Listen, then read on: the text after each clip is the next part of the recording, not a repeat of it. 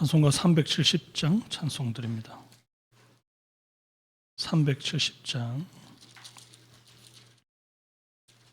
주 안에 있는 나에게 함께 찬송합니다. 주 안에 있는 나에게 딴 근심이 있으랴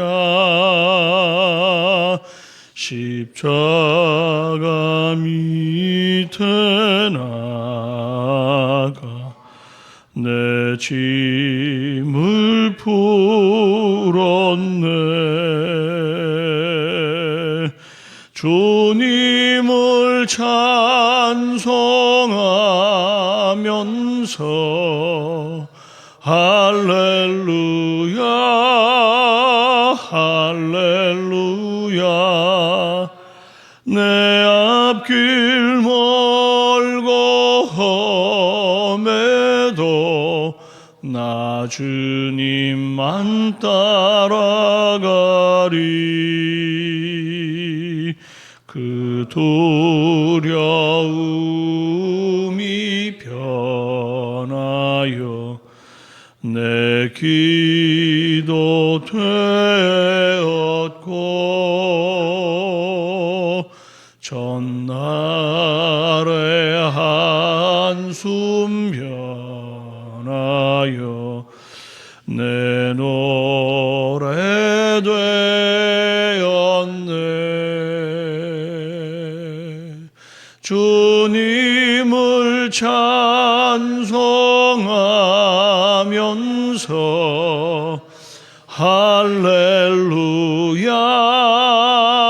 할렐루야 내 앞길 멀고 험해도 나 주님만 따라가리. 주는 자비하셔서 늘 함께 계시고 내 궁핍함을 아시고 늘 채워주시네.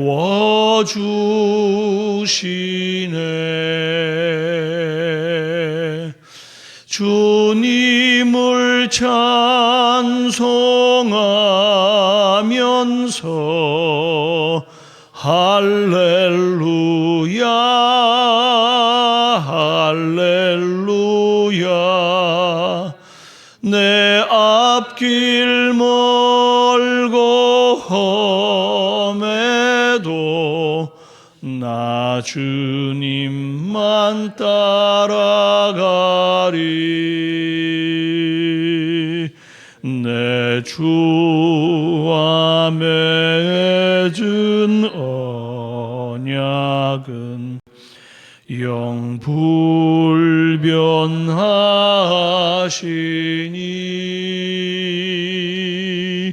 그 나라 가기까지는 늘 보호하시네.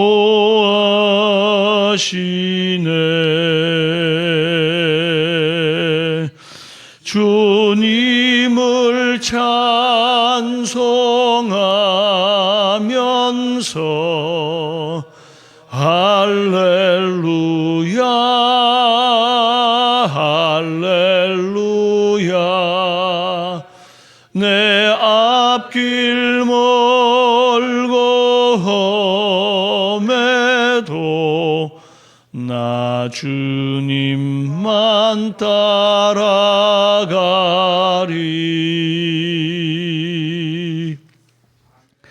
사도신경으로 신앙 고백드립니다. 나는 전능하신 아버지 하나님 천지의 창조주를 믿습니다.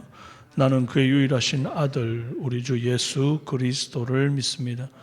그는 성령으로 잉태되어 동정녀 마리아에게서 나시고 본디오 빌라도에게 고난을 받아 십자가에 못 박혀 죽으시고 장사된 지 사흘 만에 죽은 자 가운데서 다시 살아나셨으며 하늘에 오르시어 전능하신 아버지 하나님 우편에 앉아 계시다가 거기로부터 살아있는 자와 죽은 자를 심판하러 오십니다. 나는 성령을 믿으며 거룩한 공교회와 성도의 교제와 죄를 용서받는 것과 몸의 부활과 영생을 믿습니다. 아멘. 네, 오늘 우리에게 주시는 하나님의 말씀은 요한복음 11장 1절에서 16절까지 말씀입니다. 요한복음 11장 1절에서 16절입니다.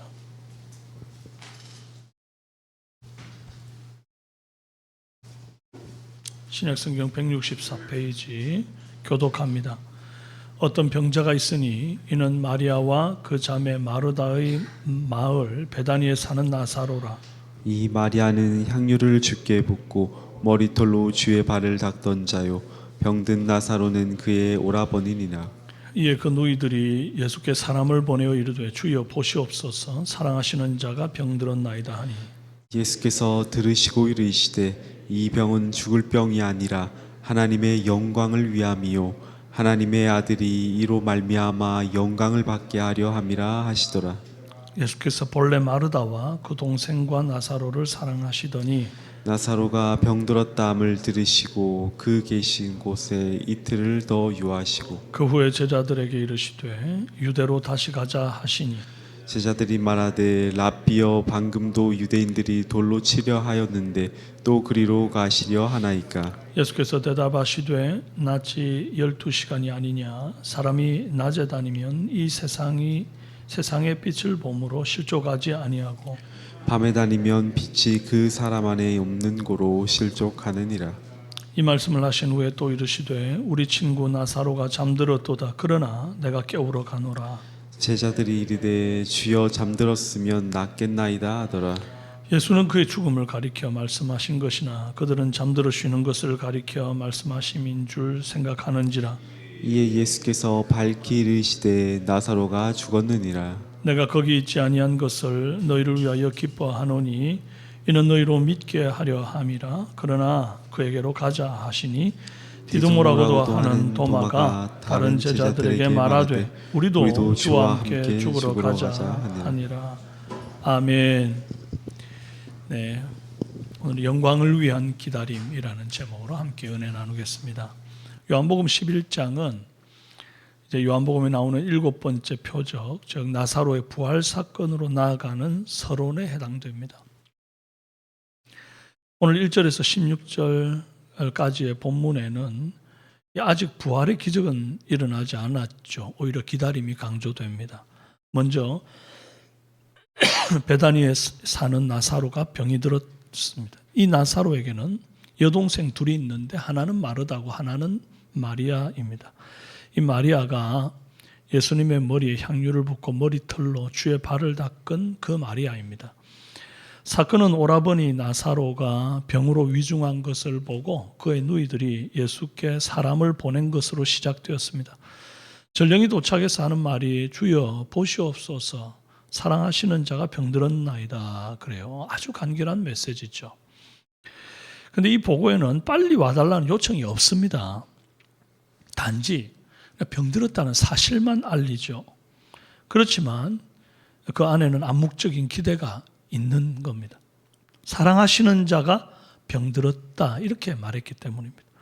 사랑 안 하면 병이 들었든 죽었든 아무 관심 없어요. 내가 아끼고 사랑했던 물건이 고장나면 그 못 버리죠. 수리점에 들고 가서 고치는 것이 일반적입니다. 그러나 전혀 아끼지도 사랑하지도 않던 무언가가 고장나면 그냥 버리죠. 그러니 사랑하시는 자가 병들었다. 이 말은 사랑하신다면 어서 오셔서 도와주셔야 합니다. 라는 뜻을 내포하고 있다. 그 말입니다. 예수님이 이제 그 의미를 모르는 분이 아니죠. 다 알고 이런 대답을 합니다. 의외의 대답이에요. 4절. 예수께서 들으시고 이르시되 이 병은 죽을 병이 아니라 하나님의 영광을 위함이요 하나님의 아들이 이로 말미암아 영광을 받게 하려 함이라 하시더라. 죽을 병이 아니라는 말을 결과를 모르고 듣는 입장에서는 병증의 정도가 깊지 않아서 죽을 정도는 아니다. 결국은 회복될 병이다. 라는 말처럼 들려요. 근데 우리는 결과를 다 아니까 나사로 죽은 걸 보고 하는 얘기라는 걸 알지만 모르고 듣는 입장에서는 병의 증상을 주님께서 이미 알고 그 정도로는 안 죽는다. 이렇게 얘기한 것처럼 보인다 이 말이에요. 근데 예수님은 지금 병의 원인이나 병의 정도를 전혀 설명하지 않고 대신에 병의 목적을 말씀하셨다는 것을 우리가 좀 봐야 됩니다. 이 병은 죽음으로 끝나는 현상에 불과한 것이 아니라 이 병을 통해 하나님의 영광을 드러내게 될 이 계시적인 사건이 된다고 그렇게 말씀을 하셨단 말이에요. 우리는 그래 종종 문제가 생기면 기도할 때 원인 중심으로 질문을 합니다. 하나님, 왜 제게 이런 일이 일어났습니까? 하나님, 제가 얼마나 아픈지 아십니까? 왜 이런 걸 나한테 주십니까? 이게 이제 원인이 도대체 뭡니까? 이런 질문을 한다고요? 그런데 주님은 목적 중심으로 대답을 주신다는 거예요. 이 일을 통해서 무엇을 나타낼 것인가? 이 병을 통해, 이 사고를 통해, 이 고난을 통해, 이 실패를 통해서 하나님의 영광의 어떤 부분을 드러낼 것인가? 주님이 분명히 그랬죠. 성도에게는 합력하여 선을 이루는 모든 일이 다 그런 일들이라고. 하나님은 우리에게 좋은 것만 주시지 나쁜 거 안 주신다고. 주님 우리에게 분명히 그리 말했습니다. 그렇다고 한다면 내게 어떤 일들이 일어날 때, 어떤 고난이나 아픔이나 이런 실패나 이런 것들이 있을 때 하나님 왜 내게 이렇게 하십니까? 라고 물을 게 아니라 하나님, 주님 내게 늘 좋은 것만 주시는데 이 아픔과 이 실패가 왔다는 것은 이걸 통해 하나님이 어떤 영광을 받으시기 때문이겠지요. 어떤 영광을 받으시려 하시나이까? 이래 묻는 게 맞다 이 말입니다. 이해가 되시나요? 그래서 앞으로는 우리가 어떤 문제를 만날 때 하나님 이 사건, 이 고난을 통해서 하나님께 어떤 영광을 돌리게 됩니까? 주께서 사랑하시는 자에게 절대로 나쁜 것 주시지 않는다 하셨으니 주님, 저는 이 일을 통해서 주님께 영광을 돌려드리게 된다는 사실을 믿습니다. 이렇게 기도 드릴 수 있어야 한다 이 말입니다. 우리가 이렇게 성숙한 기도 올리는 사람들 되기를 바랍니다. 그리고 이 말씀을 보면 이제 주님의 기다림이 다분히 의도된 기다림인 것을 알 수 있죠. 5절에 예수께서 본래 마르다와 그 동생 나사로를 사랑하시더니, 그러고는 6절에 그 계시던 곳에 이틀을 더 유하시고, 굉장히 인과율에 입각한 말이에요. 사랑하셨기 때문에 머무셨다 이렇게 되잖아요. 그런데 이게 사랑하셨기 때문에 서둘러 가셨다가 정상적인데 사랑하셨기 때문에 머무셨다 하니까 이게 매우 역설적인 표현이다 이 말이에요. 그렇다면 이런 질문을 던질 수 있습니다. 항상 즉각적인 개입이어야 사랑인가? 우리가 너무 잘 아는데 어린아이가 넘어지면 곧바로 일으켜주는 것만이 참된 사랑인가? 아니죠. 때로 넘어졌을 때 스스로 일어나는 힘, 즉 자립심을 키워주기 위해서 때때로 그냥 스스로 일어날 때까지 기다리는 것, 이게 부모의 더 큰 사랑일 때가 있죠. 그런데 우리는 종종 기다림을 무관심으로 곧바로 연결짓는 그런 실수를 합니다. 왜 하나님 내 이렇게 기도하는데도 빨리 안 들어주시는 거예요? 나 이 아픔 속에 왜 던져놓고 가만히 내버려 두시는 거예요? 이걸 하나님의 무관심으로 연결을 바로 지어서 원망과 불평으로 이어진다는 거예요. 오늘 예수님이 나사로와 그 누이들을 사랑하심에도 불구하고 즉시 가주지 않고 기다리신 그 기다림은 먼저 나사로의 병을 고치는 것보다 더 큰 영광을 나타내기 위함이었다. 만약 예수님이 전령들의 말을 듣고 바로 나사로에게 가셔서 죽기 전에 도착해서 고쳐주셨다고 한다면 지금까지 많은 병자를 고쳐주셨던 것처럼 또 하나의 병 고친 사건을 보는 것으로 끝나는 겁니다. 그러나 기다리셨기 때문에 죽은 자가 살아나는 부활 사건이 일어나요. 또한 주님의 기다리심은 이것 때문에 더 큰 믿음으로 나아갈 수 있도록 이 나사로뿐만 아니라 그 나사로의 누이들 마르다, 마리아 그리고 예수님의 제자들까지 이 믿음을 키우는 그런 계기가 되는 것입니다. 15절에 내가 거기 있지 아니한 것을 너희를 위하여 기뻐하노니 이는 너희로 믿게 하려 함이라. 지금 그 마르다나 마리아나 그 이후에 이제 뒤에 쭉 보면 예수님을 안 믿는 게 아닙니다. 믿어요. 그러니까 예수님께 사람을 보낸 거죠. 죽어가는데 예수님만 오시면 살릴 수 있다는 믿음이 있으니까 보낸 거 아닙니까? 믿음이 없는 거 아니거든요.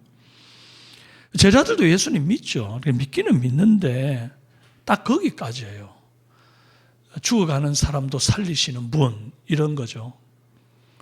그런데 죽은 사람을 일으키는 이런 분으로는 못 믿는다 이 말이에요.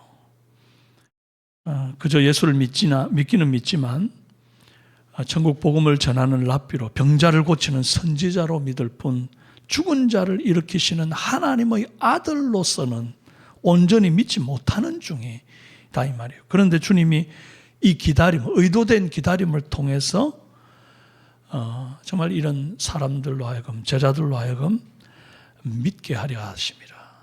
하나님의 아들로서 영광을 받으시고 하나님의 아들로 믿게 하려 합니다. 그 말입니다. 결국 이 기다림은요 스케일을 바꿔요. 받아야 봅시다. 기다림은 스케일을 바꾼다. 뭐로 바꾸느냐? 치유에서 부활로, 문제 해결에서 하나님의 영광의 계시로 스케일이 바뀐다 이 말이에요. 그러므로 주님의 기다림은 더 큰 영광을 위한 준비 과정인 줄로 믿으시기를 바랍니다. 그렇기 때문에 기도 응답이 좀 늦어질 때에 주님의 사랑을 의심하고 원망할 것이 아니라 기다림이 길어질수록 돌려받는 기쁨도 돌려드릴 영광도 더 커질 것을 믿고 기대하시기를 바란다 이 말입니다. 예수님은 이틀을 더 유하신 후에 이제 제자들에게 유대로 다시 가자 그러셨습니다. 그때 제자들이 8절에 랍비여 방금도 유대인들이 돌로 치려 하였는데 또 그리로 가시려 하나이까 묻습니다. 이게 무슨 말입니까? 안전하지 않은데 왜 거기로 가십니까? 라는 물음입니다. 제자들에게는 모든 것보다 최우선이 뭔고 하니 안전입니다. 안전. 그러나 예수님께는 안전보다도 사명이 우선입니다. 여러분 우리 인생의 가치도 안전이 최우선 아닙니까? 사명은 그 다음이죠. 안전을 최우선으로 생각했다고 한다면 바울은 로마로 들어가 복음 전하지 않았을 겁니다. 이미 로마로 들어가면 순교할 걸 알았어요.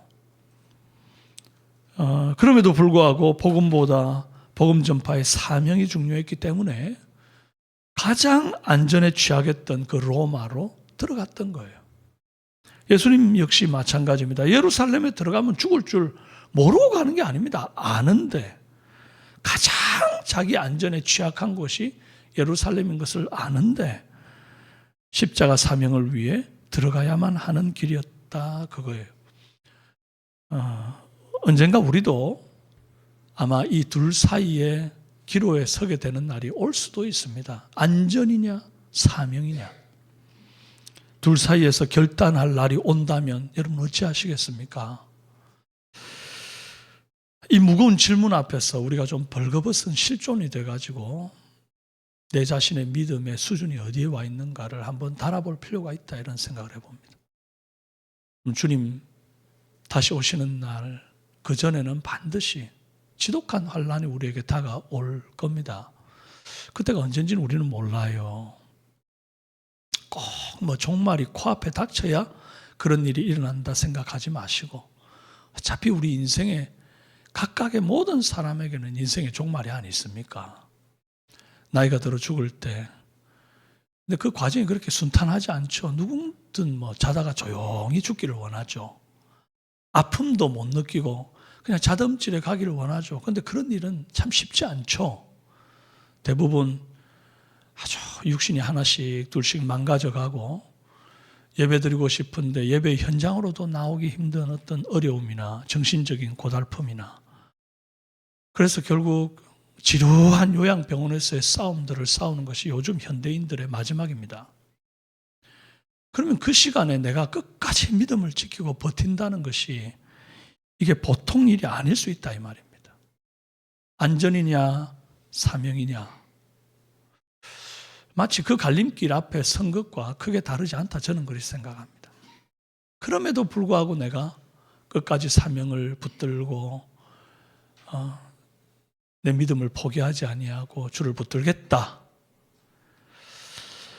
그게 사명자의 걸음이다. 그렇게 생각이 듭니다. 자, 한번 깊이 생각해 보는 새벽이 되기를 바라고요. 예수님이 그에게로 가자 하시니 이제 16절에 디두모라고 하는 도마가 다른 제자들에게 말하되 우리도 주와 함께 죽으러 가자 하니라. 우리는 도마를 두고 의심 많은 도마라고 꼬리표를 다는 경향이 있습니다. 그 예전에 오래된 가스펠송 중에 의심 많은 도마처럼 울었네 내가 주를 처음 만난 날 그런 찬송 여러분 아시죠? 우리가 나는 그 찬송을 지은 분은 그 나름대로 그때는 의심 없이 주를 따르자고 아마 이런 찬송을 지었겠는데 도마라고 하는 참 귀한 사도에게 꼬리표를 좀 달아준 그런 찬송이 되었다 이런 생각이 듭니다. 의심쟁이 그런 꼬리표죠. 그런데요 저는 오늘 이 말씀 보면서 이 도마의 믿음이 온전한 믿음은 아닐지 모르지만 죽는 자리까지 예수님을 따라가겠다는 확실한 결단이 있는 사람이라는 건 분명하다 이 말이에요. 좋은 일에는 나서지만 고난이 엿보이면 주저하고 망설이고 뒷걸음질 치는 우리보다 도마가 훨씬 나은 사람입니다. 동의되십니까? 저는 동의가 됩니다. 야, 도마 저는 예전에 그랬거든요. 이 말씀 보면서 참 우리가 함께 주와 함께 죽으러 가자. 참 믿음 없네. 그렇게 생각했고 참 주님을 몰라도 이래 모르나 이래 생각했는데 또 다른 각도에서 보니까 야, 참 대단한 사람이다. 죽으러 가는데 그래 같이 죽으러 가자. 자기뿐만 아니라 함께 있는 다른 제자들에게 야 우리가 죽을지라도 그 길 가자. 그렇게 얘기하는 이 도마의 결단. 아직은 온전한 믿음은 분명히 아닌 게 맞지만 그래도 망설이고 뒷걸음질 치는 나보다 낫다. 그런 생각이 들어요.